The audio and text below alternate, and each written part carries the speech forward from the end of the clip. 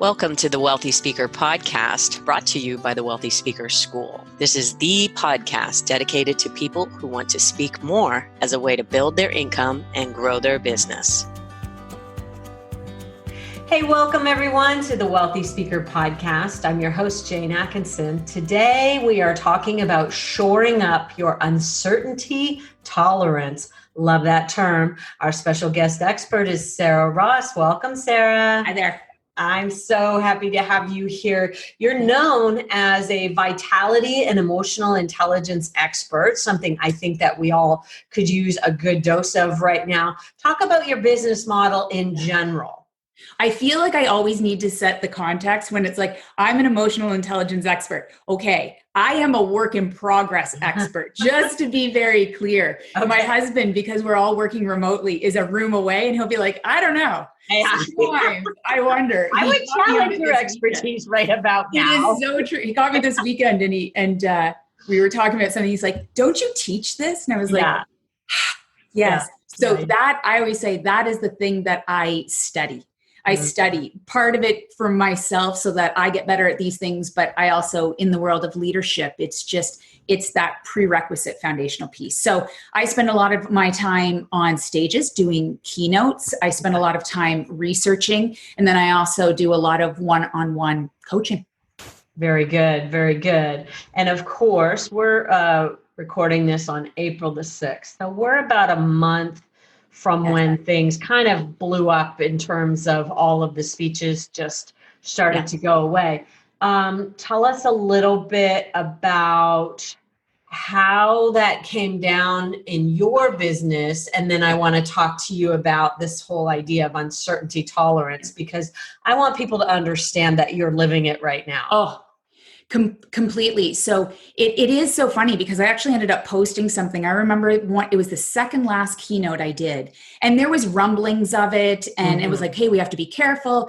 And it was this funny thing that it was like, oh, we'll elbow bump to really show people we are not shaking hands. Yeah. And it was 3 days later, I had left my last keynote and they had actually adjusted it already. So I knew things were happening. So it was like supposed to be to a big group of people. It ended up just being to the board. Oh. So I take off and I land, and I hear, as soon as we land in Toronto, I can hear all these people kind of gasping and making these breaths. And as soon as we landed, I looked and I saw that the NBA had been on hiatus.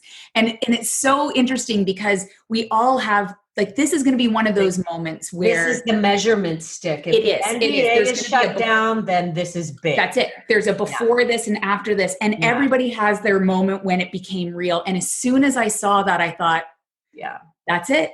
And I remember driving home that night and just thinking like, okay, so everything that we had planned is going to change. Yeah. And so how many engagements are we talking about for you? Just, I want people to really understand. Yeah. You and I work together. So I'm pretty lucky in the sense that majority of them are looking like we are doing a reschedule, but I think we're at about 13 that have been off the table. And that takes us to like June.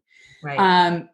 So that is a little... Probably June, July, and August are in jeopardy right now as well. So we're holding on to some June things. It's one of those things. Personally, I'm a researcher at heart. I go to the brain science, and my next story will demonstrate this. I know that our brain struggles with loss. Like, we really hate loss. So my immediate response is to go to worst case scenario, and then anything that it's not, everything else that adds on to that is going to be gravy. So from my perspective, I'm in like worst case scenario that we're not, getting together and standing on stages till January. If you take peace with that idea, then if it happens sooner, gravy. Then I think you're like, oh, okay. But making peace with the worst case scenario is really not a bad thing to do. And I always end up with living under a bridge, but sometimes the worst case scenario for me. For sure. But it's really not. It's just that anything short of that feels like a win. So it does. And with that being said, I was speaking to one of the bureau agents who was just so wonderful. I loved his perspective because he was also so vulnerable. And he said something that really was grounding for me. He said, we no longer have to think about what would worst case scenario be. This is it. This is it for this industry. Yeah. I mean, and even, this is worse. This is far worse than 9/11. And the effects are going to be far reaching. Talk about this term, absolutely, that uncertainty tolerance. Yeah. This is something, it's like it's like a resilience that we have to build up. Talk about that. It is. So I'll tell you where it's actually a term that's used in healthcare, and it's kind of prominated, or it came from healthcare, because with so many changes going on in healthcare, it's helping kind of the health practitioners get comfortable with not having all of the information and trying to make decisions. So where this really became life for me, and what I am drawing on, because what I keep working with clients and talking about with people. So anybody who's talking to me is going to be like, Sara just talked about this. Mm-hmm. There is an element to the fact that we have all been through hard things.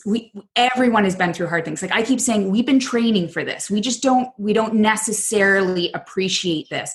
So for me, I can tell you that in 2016, my mother passed away from cancer. And so she'd had cancer. We thought we beat it. And then it came back. And I share this story because I remember when her diagnosis came back in, cancer had invaded her liver and her bones and her lungs. And it was, worst case scenario, but nobody could give us specific answers. And I became absolutely obsessed with trying to figure out how long she would be with us. And the reason I did this is because I felt like as soon as I had that piece of information, then we could make good decisions. I could figure out, I was working at a leadership firm. You wanted your worst case scenario. Yes. I had a whole team, a whole division I was responsible for. So it was like, when should I leave work? And what's the best treatment options we should consider? I mean, there was all of these pieces that decisions need to be made. And so I obsessed for probably 2 weeks straight trying to figure it out. And the researcher in me, I went to research papers. I had ended up reaching out, sending all of her results over to Johns Hopkins and having folks there look at it. I tapped into doctors and specialists that I had worked with over my life. And I say all of that because it almost broke me. I was so overwhelmed with trying to have answers until there was that tipping point of it was a doctor that said, you're going to get a different answer from every single person.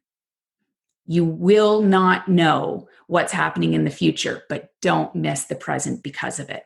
Mm-hmm. And anyone who's been through anything like that, that was a tipping point. And what ended up happening for me was, it was just this, and I went into the data and the research, but it was, what if I stop fighting reality? And it's a hard beast to tame, but what if I just accept what is going on? That doesn't mean we roll over. It doesn't mean that we give up. It's just, this is what is going on. And can I get more comfortable with not knowing the answers? Can I be more comfortable, which I became more comfortable, making decisions on the information that's available to me? And even now I think back and I catch myself defaulting into that hindsight bias. Hindsight kicks our butts sometimes because we're like, I should have known this. I've heard lots of speakers talk I should have been preparing my business this way. I heard about COVID-19. I should have known. Nobody knows. No. Nobody knows what's in the future for us. Nobody had been through a pandemic before. And we catch ourselves trying to then say we should have made certain decisions, but we can't. So the uncertainty tolerance is really, can you get comfortable knowing that you do not have all the answers? In fact, not even being able to put an end date on it, and still know that you are going to make the decisions that you can, the best way you can with the information that's available to you right now. And even if they aren't the right decisions, as cliche as it sounds, what do we take from that and learn from that? So many people, I really, really started this business and really doing, speaking being the main thing that I do. I'm only in the second year of it. And so there's so many kind people who reached out. They're like, this must be terrible. I don't love it. I'm disappointed and I'm sad and I'm missing things. I none of that. The loss. I feel the loss, Mm-hmm. but I don't, but I know that I can sit in uncertainty. I know that I can. And the more people can do that, and I think I put it into an acronym because that's how my brain works. And my philosophy is, how do you lead yourself through that whenever you can? Because people are responding. And Jane, like, I know you've had to have seen this. Our brain's overwhelmed by this. And the brain science is, when there is a massive disruption, when it's an emotional situation, our brain's designed for emotions to get the upper hand. That's everyone's brains. Right. So no matter what and how strategic you are, everyone is feeling the emotional impact of this. Yeah, for sure. All emotions are okay. The challenge is not all reactions are helpful. And so, I mean, I'm sure you've seen this. There are some people who are defaulting into the classic, just like deer in headlights freeze mode. Mm-hmm. Like there's an inaction. There's just an overwhelm. Like, have you seen that from people? I've seen it for maybe 2 and 3 days on the front end of it, curled up in a little ball, and then poof. We've had people that we've coached through it, and whoop, they're up, and now they're leading the charge and leading up. So it's like you're out of your ball and you're in action. and the challenge, and the one thing I will say is that may cycle for people again. And then there's some people who are, I know that I probably struggle with this a little bit sometimes. One of these two, there's either that kind of trying to hold on to the old way. Like, it's almost that denial of, like, this won't be as bad as everybody thinks it's going to be, like trying to hold on to the old stuff. And it seems like this would be the best approach, but when we jump into solution mode immediately. Right. But it's a little bit scattered. It's a little unfocused. It's like, do this. No, we're going to do this. We're going to do this. Yeah.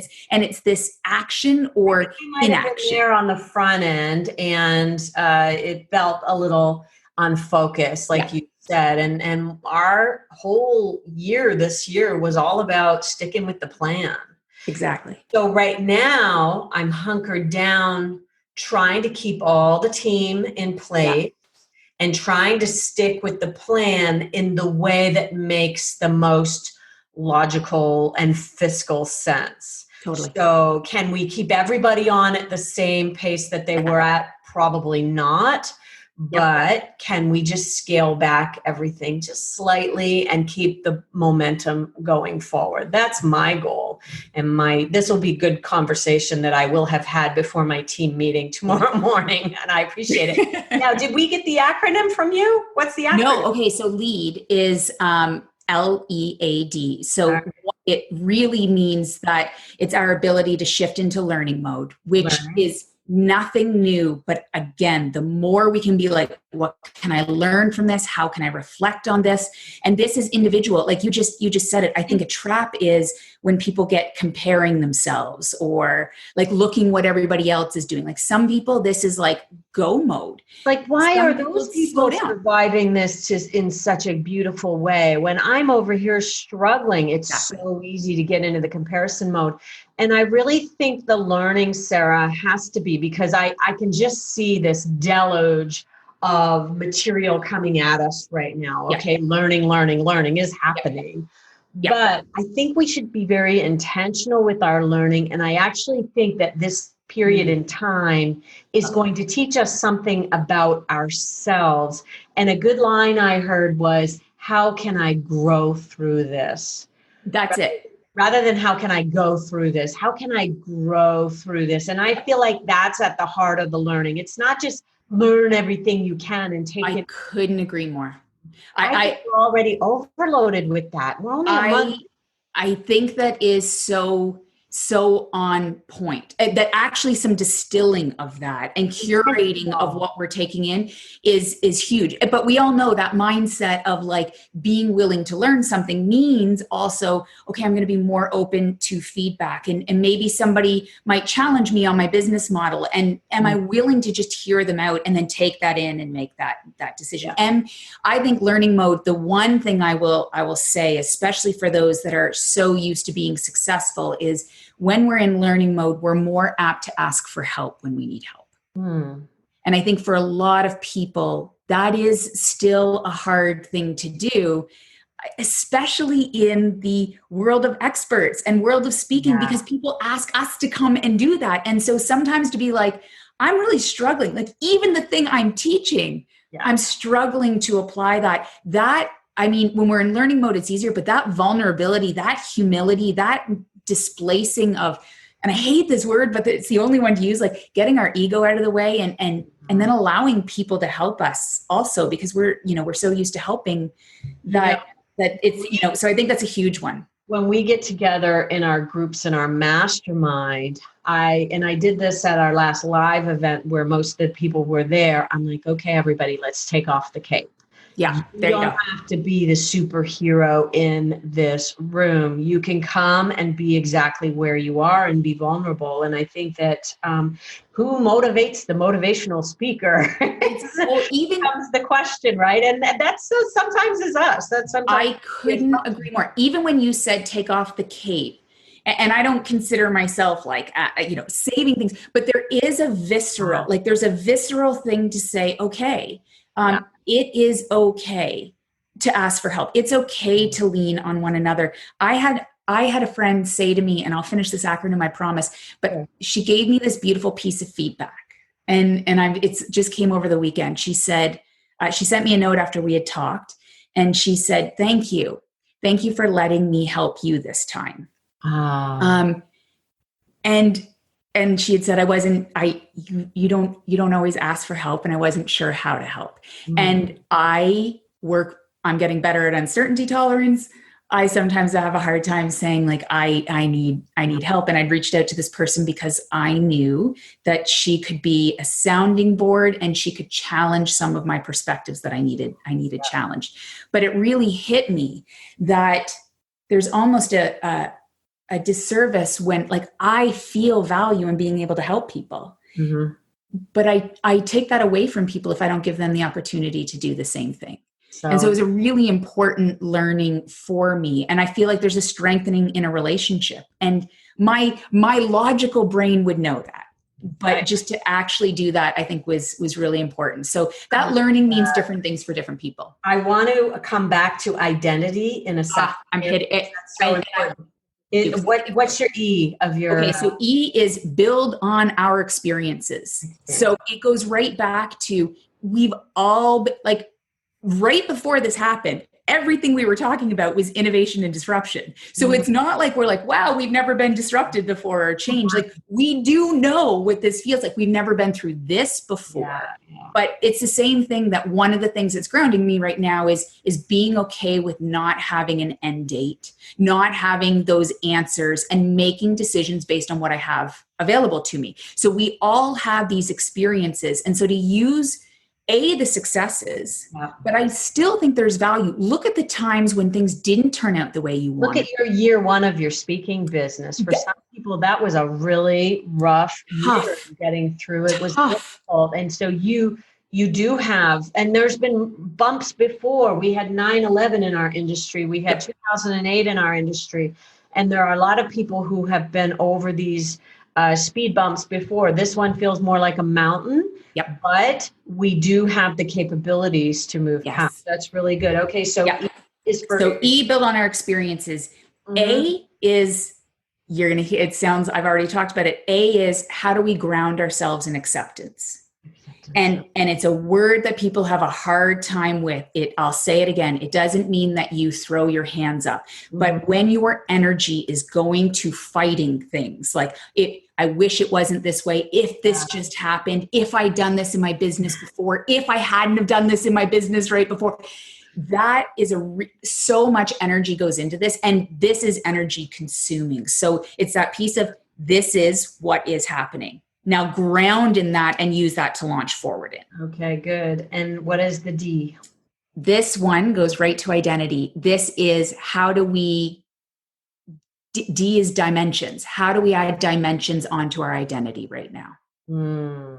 So for so many of this, there was, and it's been used, identity quake is a term that was coined by Doug Stone and Sheila Heen when they were, when they wrote a book called Difficult Conversations. And it's this idea of like, when we get feedback, like certain feedback's hard for us to hear. If we feel like it's where somebody's questioning our competence or our relationship is at risk, right? There's these things. But for all of us, I think for so many of us, and Jane, you and I talked about this, our identity gets built into what we do. Like I'm very conscious when to not say I am a keynote speaker. Mm-hmm. I really work on saying I do keynote talks, like I do keynote speeches, Right. because when I'm a keynote speaker, I've actually heard a couple of keynote speakers say, well, I'm a keynote speaker who's pretty much unemployed right now. Ooh, that's and then that's a scare, like, and they're joking about it. Yeah. But when we tie our work and our worth in together, when what we do is who we are, then something like this can be overwhelming. And so for me, one of the things that I have found that works is I've taken this moment and recognized that a slight adjustment in my mission statement, like what I'm looking to help people with, has helped me to be of better service. So even though I kind of work on this world of vitality and helping people deal with leadership fatigue and tap into this sense of aliveness and energy, that is still a little bit over here for people. So similar to what you said, my goal is to help people recognize that we don't have to just get through this. We can be stronger because of this. And it's so small, but I want people to come out of this with kind of wisdom and confidence versus cynicism and fear. Yeah. And those, I think those really, no one will come out of this neutral. That's the one thing. No one's coming out of this neutral. We will be stronger or we will feel smaller. Like there's one way or the other. So for me, it's just to kind of redefine, to be of service around that and expanding that identity of what it is that I'm doing right now. You know, I remember Ryan Estes saying to me once that he really had to claim his identity. So he was a vice president of a company. Yeah. And then he had to claim his identity as a keynote speaker. Yep. But I was always encouraging all my clients to really see themselves as an expert and a problem solver versus this one form of delivering your knowledge, because it's not that for most speakers, I can say 95% of the speakers that I know, that's not the only part of their business model. Exactly. You write, you do books, you consult, you coach, you do webinars, you do all of these other things, and keynote speaking is just one part of that. And I think for those who are really struggling with your identity right now, think about what problem you really want to help solve. And Sarah, you just gave yours beautifully.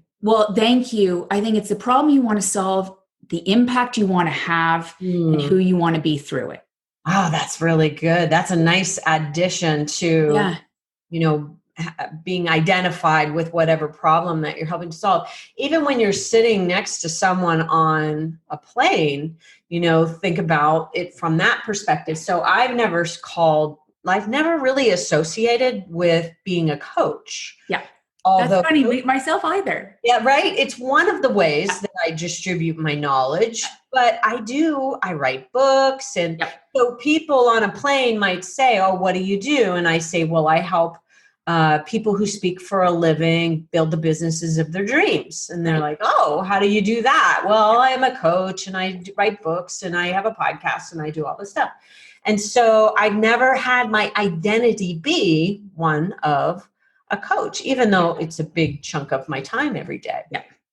Well, and I think that's why you're so wonderful at what you do, because you can share that with people. But there is something about when our success is tied up in the outcomes also. Like I know, there was really fun, great momentum, like relationships that I had been building were creating this really great traction. And those relationships don't go anywhere. But I caught myself at one point where I get this like high. I'm sure I'm not the only one, but I get this, I'd be like, woo, got booked, woo, got booked. And I caught myself, and the way I said it is like, I got hooked to the book. Like it was that like, oh, great, I got booked. But what really got me was then I was doing something where I had multiple keynotes in 1 week. I could feel myself kind of running on fumes, which I work very hard not to do. But I also caught myself the night before one of them working on the kind of customization, like the kind of market. And that's one of the things that I value. Like that a part of my identity is to be able to really tweak and hone in on the message that is relatable to the experiences that people are having. Right. And so what I realized was this getting hooked on booking was actually getting in the way of the value that I offered. And so having that kind of multi-dimensional definition of what my identity is and kind of rewriting that script of it keeps me grounded and helps me figure out my red flags. Because like one of my big ones is how to travel in a way and work on the road in a way that I stay healthy. Yes. Like that's actually if I'm running on fumes for too long, then I am not doing my job correctly. And you're not walking your talk either. Which integrity, it turns out, is a pretty important thing. But no, but that's it. So all of these pieces are aligned. And I think that there's an opportunity for people to really, it doesn't mean this, I keep saying it this way, this isn't a do-over moment. This is a reset and do better moment. Like even when as we are coming out of this, we will not be the same. And we have more control over what that is going to look like. And we have to, it's the cliche, control what you can control and get better at identifying the things that you can't, and then decide how you're going to show up in those situations. So I think identity right now for many people, they don't even realize that it has been dismantled, shaken up, disrupted, and that's a good place to get our grounding again. Wow. And go back to why did we get into this business in the first place? And exactly. I like what you said, like about the game of bookings, like, oh, I got another one. There's which part? Oh, that means I'm good. Yeah. You have to really break down and say to yourself, which part about this process do I get the most jazzed about? And I think really understanding how to lead a balanced life and not getting out of balance with getting hooked on the bookings is so good. Here's a quote from Dave Hollis that I reposted today. In the rush to return to normal, use this time to consider which parts of normal are worth rushing back to.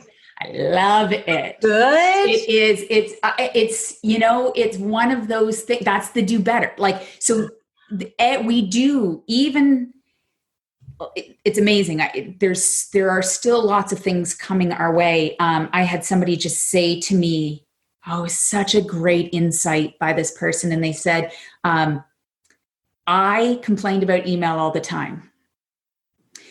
And all of a sudden I'm not getting email. And I feel like I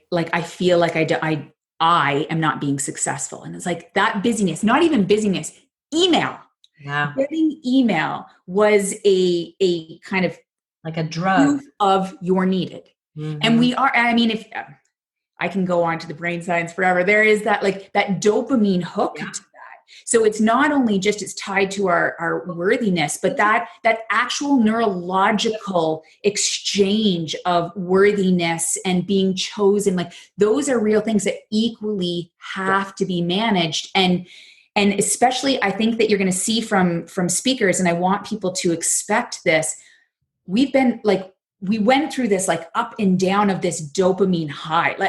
I'm pretty good at keeping boundaries around news and different things that way because I get overwhelmed by it. Remember I said I sometimes put my head in the sand. I'm like, I know it's bad. Mm-hmm. I don't need to hear it 14 times. But there was this constant novelty that we were tapping into. So it's like, what's happening now?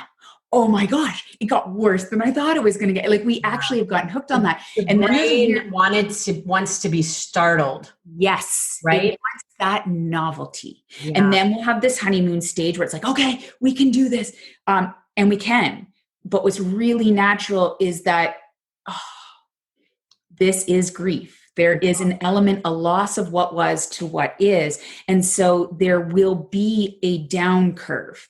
Yeah. There is nothing wrong with that. We will we will probably be less productive. Like we actually will have gone on a productivity spike. Yeah. And we might find that focus more challenging. All the cute ways we are doing our Zoom meetings, all of a sudden when we're doing 9 hours of Zoom meetings and the same annoying thing happens in the background noise. I have Canada geese in my backyard, which keep freaking me out because they're mating and they're very loud. But it's all of these things that there'll be a little bit of a down, and then there's a back up. But I believe that really being okay to let some of those emotions come in is where some of the most important reflection will occur. And then we decide, what are we rushing back to, and what do we want to be different on the other side of this? Because now we have the time to slow down and actually start putting those practices in place. We don't have, I think it's John Acuff who calls them the noble excuses. It's like, well, I can't because I'm so busy getting on planes. And it's like, oh, I do have time to exercise. I just don't. Like, there's no excuses. I want people to recognize that they may be feeling low because they're not getting those regular hits of dopamine they're used to, right? That's right. Not, so how do we redefine this little bit of a roller coaster? And it's like you build yourself back up and then you don't get the emails or whatever that you're used to. And you're so used to those hits on a regular basis. Right. I think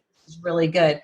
Now, I want to talk for just a couple of minutes about doing virtual presentations just because you're really good at them. You've had a lot of calls from people saying, hey, how do I adjust? Yeah. Let's just talk about the adjustment of the process if you were delivering a keynote virtually. We won't get into webinars and things like that because I think it's out there. It's being done a lot. Let's talk about what your adjustment would be if you were going to deliver a virtual keynote. Would you do it right where you are right now? Pardon me? We're doing this, by the way, visually. So if you're not tapping into the YouTube video, check it out on our YouTube channel. We are recording this video as well as audio. So first thing, I always think that it's important. So expectations are just such an important thing to set. I have been, and I'll just say, I'm amazed how many different ways people talk about a virtual keynote, a webinar. Somebody just asked me to do a virtual keynote. And then they were like, okay, so for 3 hours, and can we use breakout rooms? And then I was like, I'm totally open to this conversation. I want to be really clear. That isn't a keynote. That is not a virtual keynote. Yeah. So it's even getting really clear on some of those things. Right. I had a chance to do a webinar with Tim Matthey and from Speaking. Right. And so we were actually just even talking about, we need to build a list of questions so that people can get on the same page really quickly. I know we can't even get on the same page about what to call it, Sarah. That's it. Somebody doesn't like virtual. Somebody doesn't like remote. Somebody doesn't like this. Okay, whatever. Let's just call it something. That's it. And there is a little bit of like, so weirdly, that's often just our emotional brain actually kind of pushing back on, here's all the reasons why this isn't good. So let's get caught on the semantics. Like that's what we naturally do. That's so fun. Whatever you want to call it, I do think the one thing that starts to change is, and this is important because I don't think that all content translates the same way. Oh, good point. I really don't. And so I think that there is an opportunity. And this is where when you're not tied, when your worth and your work are not tangled up together, you can step back and say, okay, so what parts of this are going to translate in the most effective way? And I think when we are able to depersonalize that, talk to whether it's a direct client, a bureau partner, but to actually get into that, I think that's really, really important. Because even some keynote people, like how they move across the stage is a huge component on how they deliver their message. Right. So I think there's a small part of, and I believe this, there's never, ever been a better time to do things imperfectly. Never. And it's almost like, don't miss the opportunity, because you can test right now. Because here's the thing, at least in Canada and the US primarily, you can't even just go to the store and go buy, all this wonderful equipment. I went to go order something on Amazon. They're like a little bit longer of a delivery, and it's like May 4th. And I got a lot to do before May 4th. But I know they might surprise me and it might come earlier, but it means that everyone is doing stuff with what they have available to them. Yes. And it doesn't need to be perfect. So I think there's a mental shift, especially for professional speakers who that is the primary component of their job, when they are so used to being able to have these 80 people who make it beautiful and can move across this gorgeous stage and everything is perfect. I think we just really need to let go of perfection. Okay, so I've got 3 points. First, you need to define it with your client, what success looks like. Then you need to decide which parts of your programming actually belong. Your content may not translate. Yep. And then you need to be okay with lacking perfection. And I will say I think the other one that becomes really important is recognizing that, do you have to decide if you're just going to talk at a screen, but the pacing of what you do is different also. Right. Change up your thing. And if you're doing something that is interactive, be okay with dead air. Because you have to wait for the comment box to populate. Exactly. So I think that's something. I think if it's a straight up keynote, it's just you talking the thing, like you can't really pause and let them laugh. So what do you do in that? That's it. And so you have to, that's where, when you're used to drawing energy from the audience, like I think that's what a lot of speakers are missing right now. You draw energy from the audience draws energy from one another. Like there's a feel that starts to get created in an audience. And there's that laughter and that energy that is so contagious. So I just put something up about this because I will literally use a Post-it note with a smiley face by my camera. But I do that because you have got to believe in the message that you are sharing. Yeah. And really ground it in the value that you are offering. Yeah. I think you should laugh at your own jokes. I'll tell you why. I was watching Ellen this morning and she's just started doing her thing from home. And Andy's outside of the actual house on the other side of the glass. He can't see her because it's tinted, but she can see him. And he says, I don't know if this stuff is funny without the audience and the laughter. I can't tell. Yeah. And I was thinking exactly the same thing, is that I was thinking, well, Portia should laugh. Yeah. Let her get some sort of acknowledgement that was funny, because that's all she's doing. So all of these comedians and these late night people, they're figuring out how to do this right now. And you need to study them and see what some of the greats are doing, because but I think you definitely, so tip number 4 is your pacing and your energy. Be aware of it. If you're doing something interactive, you have to pause and allow them to participate with you.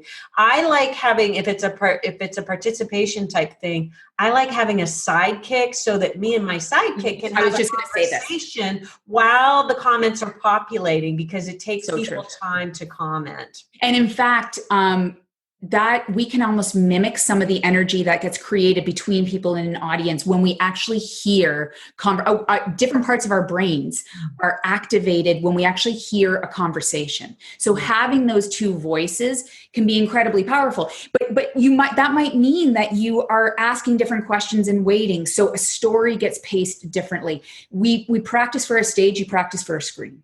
Yeah. You can not the same. It's not the same at all. And please know that you cannot just come in and deliver exactly the same presentation expecting get that the content can be good, and that'll probably be something that you can rest on, but you have to acknowledge that things are different. It is. Have to respect the differences. Sara, you might be able to find somewhere in Toronto that you could say, who's open for business, and go into a studio. I'm actually already started it. Okay, good. My friend really Chris Young works for a studio, a production company in Minnesota and Minneapolis, and they evolved and shifted like so fast and built a virtual studio, and anybody in Minnesota could actually just go there and with their client, their corporate client, and say, let's meet here. It is so and smart. I'm going to deliver it in a beautiful big studio. And I heard Alan Simmons talking about that as well. I started those conversations already.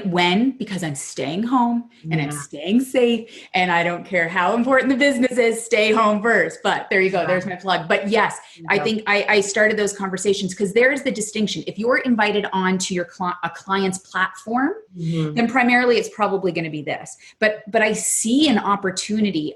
I don't anticipate, like I said, if it's better than this and sooner, wonderful. I'm not anticipating being with a group on a stage until January. What I see a great opportunity for is that there is production of virtual keynotes. Yes. That so that they're speaking and slides can come in, and so there's something really powerful there. But I think that the cool part is that it can stream at a time, and then you can have like the speaker on and to do a bit of a Q&A, because there's the distinction of what you will get in a virtual setting that you cannot get in a live setting. And this, from experience, I can guarantee, number one, and I've said this a bunch of times, in a virtual setting, every single person gets a front row seat. Love that. There's power in that. Yeah. Right? Like it's not like just the audience on a level that you never could with 5,000 people there. That's it. And the second one is you can create intimacy with a group so quickly this way.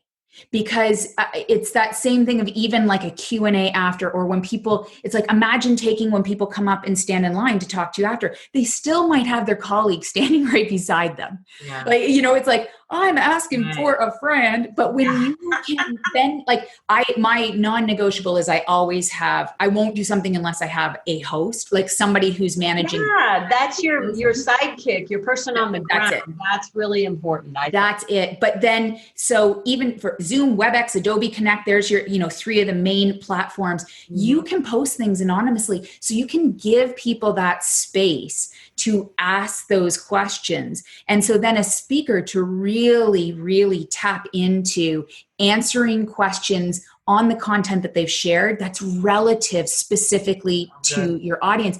That is a very hard thing to do unless it's like a chat on stage. But like, that's a beautiful opportunity. I have been involved in things where the connection, the vulnerability, and the intimacy is so much more heightened, so much more quickly, that the beautiful thing is, I would suspect the majority of people who do this work, we do this work to be of service in some way for people to take this. And so it's not the same experience, but different doesn't mean wrong. Different means an opportunity to do something differently in the future. And that's an add-on. I mean, and why not practice right now when we can be imperfect? So on the other side of this, we just have more options to connect with people and add value in a powerful way. Like, I have a hard time seeing the downside to that. Beautiful. And I want to give a shout out to StreamYard. The most fun I've ever had doing a webinar was last Friday. We're doing every Friday in April. Chris West and I are doing a love Chris. Facebook Live. Okay. So if you're wanting to do Facebook Live, but you want to do it in a way that is really cool, check out StreamYard, where you can pull people who are commenting right into the stream with you. Love that. Chris's PowerPoint and our two faces. And then here's Sara from Facebook had this comment, and Sarah's face is there, and it's Oh my gosh, it's the most fun I've ever had on a webinar. So give a shout out to that is one of the things I am challenging myself to do, is to do something like that. I've been hiding from social media. I am not anymore. There's enough people who get mad at me for it to do something, but like, there you go. There is another way to be interacting with people. I think that is really is the most interaction and I kept wondering, am I really distracting Chris from his thought? Because I'm like whipping people onto the thing. I wanted everybody who was on there to be seen. Yeah. And that was an engagement on a level that we had never had before. And it was the most fun. So check out StreamYard. We're going to put a link for y'all to save $10 into the show notes here so that you can save a little bit of money on your first time out. I think it's really awesome. Sara, I know we could talk for another hour about virtual presentations, but I want to say thank you so much. You have given us so much food for thought here today. That makes me happy. Thank you so much. Welcome. Keep doing what you're doing. When I talked to you, we had a coaching call, I think it was last week, and I thought, oh, I just feel so good, like knowing you're in this really nice place. And I know we're both kind of like, woo, absolutely, with emotions and things like that. But I just want to say thank you. I feel like you've come at this from this kind of brainy place that I really needed to fill it up from. So thank you so much for being with us on the podcast here today. Absolutely. And I hope everybody remembers we are stronger than we sometimes give ourselves credit for. So that's my leading message. And thank you so much for having me, Jane. Beautiful. And so, Wealthy Speakers, hey, give us a shout out. Let us know if you've appreciated this episode. And with that, we will say, see you soon, Wealthy Speakers. Bye for now, everyone. Hey, thanks for listening. If you've enjoyed our show, you'll want to come and visit us at the Wealthy Speaker School, where we provide a proven roadmap for building your dream business. Go to wealthyspeakerschool.com. And for show notes for today's podcast, head on over to speakerlauncher.com and click on podcast. I'll see you soon, Wealthy Speakers.